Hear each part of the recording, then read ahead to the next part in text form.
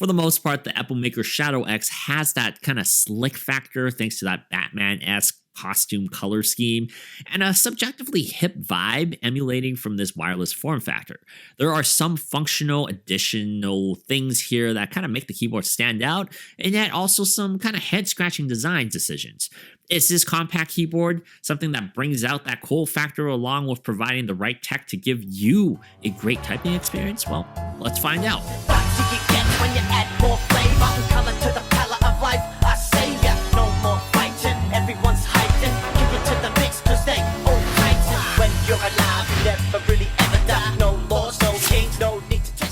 Before I begin, I just want to thank Epomaker for sending us a review unit of the Shadow-X. They did not preview this or watch this and give input before publishing of the video before you guys see it. All the thoughts are mine alone as I used it during my review period. As a wireless Bluetooth keyboard, the Shadow-X has a lot of flexibility going for it in terms of its design. The entire frame, face, and rear panels are made from plastic. The top has a shimmery silver coating of paint that has a slightly different feel to it than the rear back panel. Epomaker did a terrific job using these darker shades and materials to keep fingerprints out of sight from the user. I don't see any fingerprints on any part of this keyboard. That also extends to the double-shot PBT keycaps. My sweaty fingers don't leave visible marks on the keycaps, and the unit just looks clean all the time. The bottom panel is supported by 4 rubber feet and 2 adjustable tilt legs that can bring the keyboard up to 2 different heights. I actually didn't really feel that the different heights offered that big of like a difference, so I don't think it was significant enough. From a design standpoint though, I do appreciate how unified the ports are here on the Shadow-X. The USB-C charging slot is centered right above the USB receiver storage.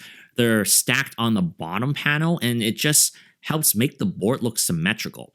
There are 3 ways to use this keyboard, the main one being through Bluetooth 5.0 signal, then through a 2.4 GHz USB receiver, and of course a USB-C cable.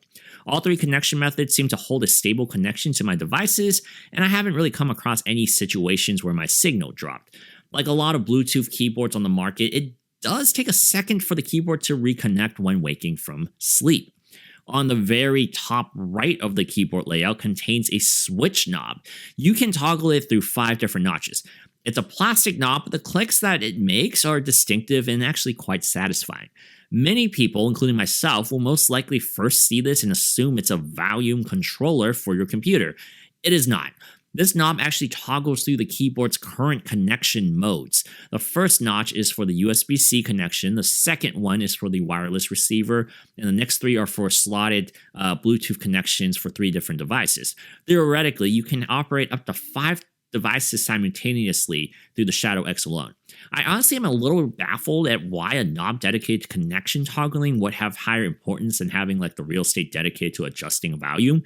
I get that Epomaker wanted to keep the design clean and not add like additional buttons onto the forehead of the keyboard, but I personally would have preferred the connection toggling to be used through maybe like FN secondary commands and dedicating that knob to volume instead. I get trying different designs as Epomaker makes a wide assortment of keyboards with volume knobs, so if you value between switching between devices instead of using it for volume, then this might be on top of your list. I enjoyed typing on the Shadow-X. For a 70% keyboard, I found it to be well spaced out and friendly with how it presents information to you. An LED indicator separates the main layout from the insert cluster, and this shows kind of which form of connection you're currently in. That probably could have been better suited built into the knob that controls those actual functions, but regardless, I like how the current location of the indicators help actually separate the typing flow. I have not accidentally hit the delete or insert key while aiming for the backspace on the Shadow-X. I do that a lot on some of the other compact keyboards of this size. Typing in general is also quite a nice experience here. With Gateron Pro yellow switches attached to my Shadow-X, this gasket-mounted mechanism is reluctantly smooth. And I say reluctantly because I actually find the sound coming off the board to be rather thumpy, akin to something that should be like more loud, at least in my opinion. Instead, there is a suppressed volume as well as less spring in the recoil after your fingers leave the keys. I wouldn't say this is extremely quiet, but I do surmise it will please mechanical keyboard owners who want to hear the clickiness while still maintaining a certain peace and quiet around the desk space.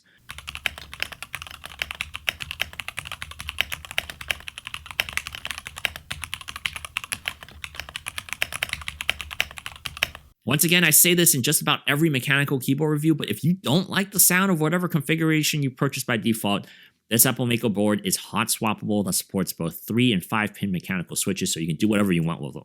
I'm able to type relatively quickly and without much error when the keyboard gets going. I say when the keyboard gets going because I did find that the Shadow-X would have some latency issues with a handful of inputs after waking up from sleep. It takes a second or two to turn back on, like I said before, but occasionally after typing a few letters, it would actually lag off of a key. Epomaker also chose to go with south-facing LED positioning on the keys. I'm a fan of seeing the RGB colors from the line of sight as a typer, so south-facing LED keys are enjoyable for my taste.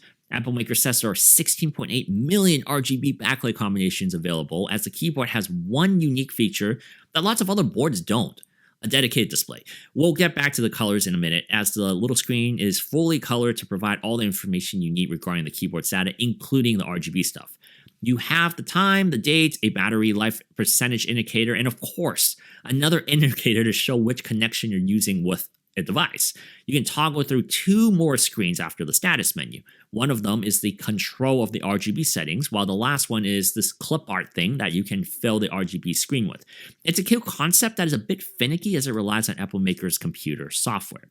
The short story is that the computer software you download to manage the keyboard and the RGBs aren't all that enticing. They don't work right a majority of the time. While the RGB aspect is better, I still think it lags behind a lot of the competition out there. The sketchpad mode and the picture downloading tools are neat to envision on a keyboard, but the execution makes the vision nearly impossible to use. If even I struggle to implement it through Epomaker's clunky software, I think a majority of mass consumers will as well. While we are talking about the sour notes, I also had some trouble charging a 3000 mAh battery on the Shadow-X. It usually lasts about a week off a full charge with average daily usage. I think the battery life is acceptable, but where my issues cropped up is when I would plug the USB-C cable to the power, and it looks like the keyboard is charging, but when it removes after hours later and it should be done, the battery indicator tells me that nothing has changed. And unless you thought that it might be like a software bug, that the display panel just wasn't calibrated or not updating, the theory was quickly proved wrong, as the keyboard actually ended up dying shortly after. After replugging it a few times, it actually did charge up to 100%. This has happened multiple times during my testing period.